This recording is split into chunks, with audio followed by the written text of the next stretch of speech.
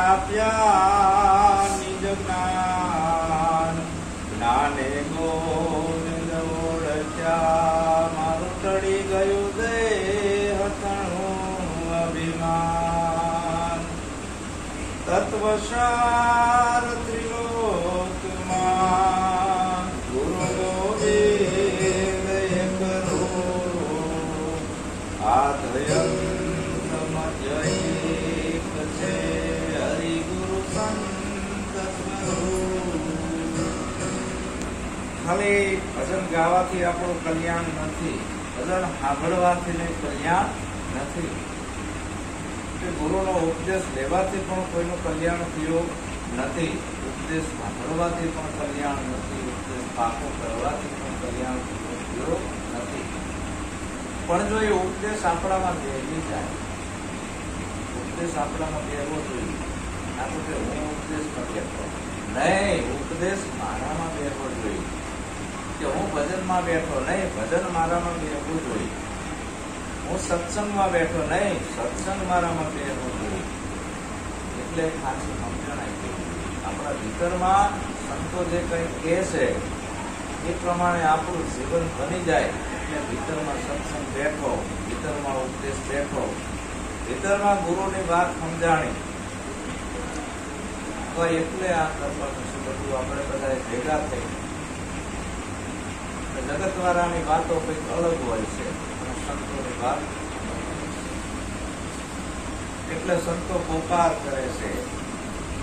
સંતોને એની દ્રષ્ટિમાં ધર્મના વાળા નથી, નાત જાતના વાળા નથી, સ્ત્રી પુરુષ એવો નથી. એની દ્રષ્ટિમાં એનો એક જ આશય છે કે બધા જીવોને મને નામ મળ્યું છે,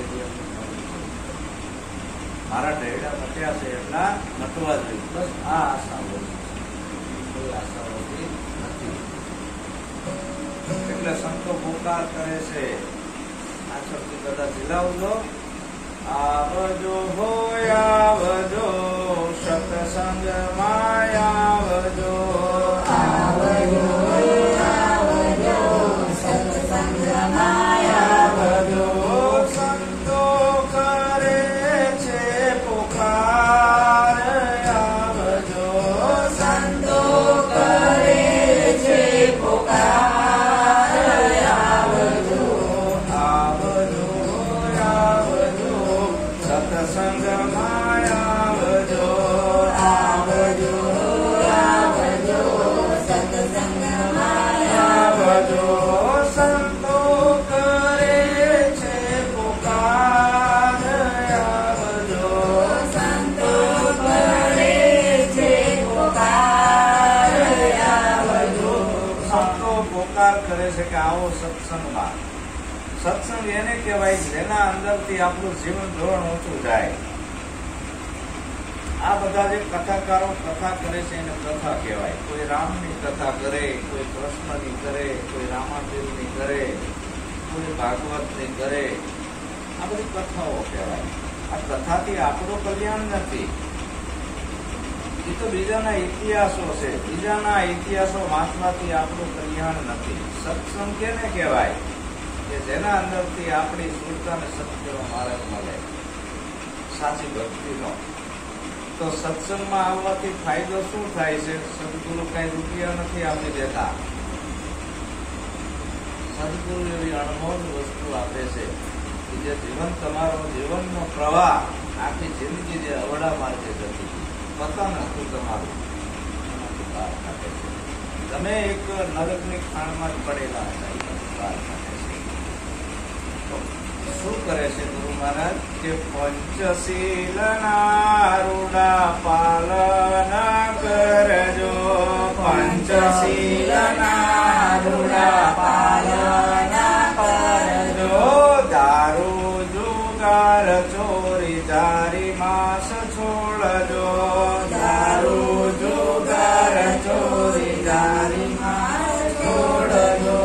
જીવન ધન્ય બની જાય, આવજો, જીવન ધન્ય બની જાય, આવજો, આવજો, આવજો, સત્સંગમાં આવજો, આવજો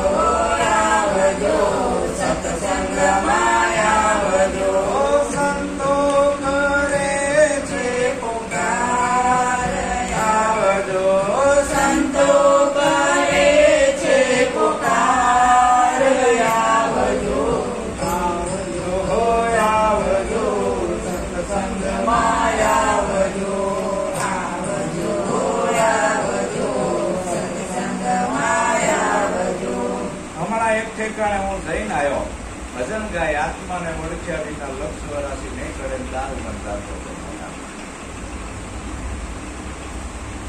આને સત્સંગ કહેવાય, આને ભજન કહેવાય, દારૂ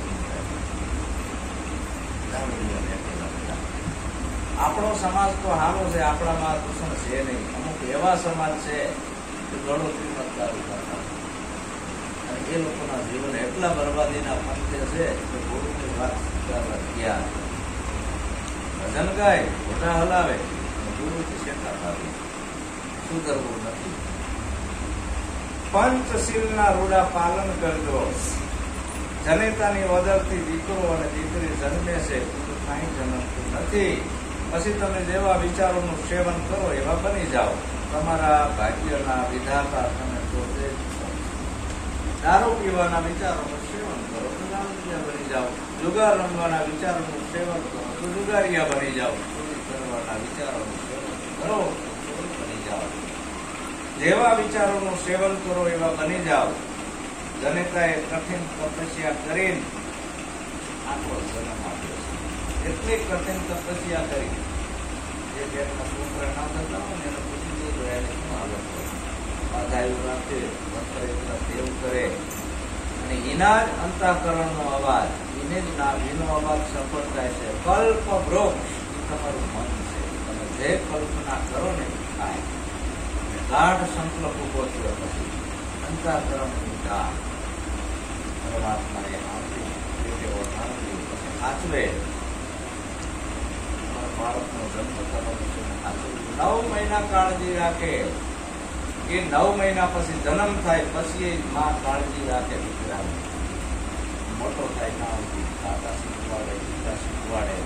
પછી છોકરો મોટો થઈને દારૂની પિયાલી લઈને રખડતો હોય તો જો ગધેડીનો દારૂડિયો જાય જનતાને નામ દે ત્યાંના કરતા પત્રો જો દારૂડિયો જાય, ગધેડીનો જુગારીઓ જાય, ચોર જાય, વૃક્ષો જાય, હરામી જાય, પાપી જાય,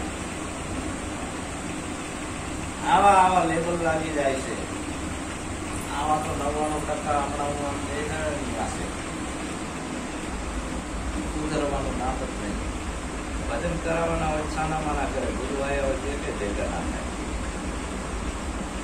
એટલે સુધરવું નથી કોને એક વાત. હા, સત્સંગમાં આવું તો સતનો સંગ કરવો છે. સતનો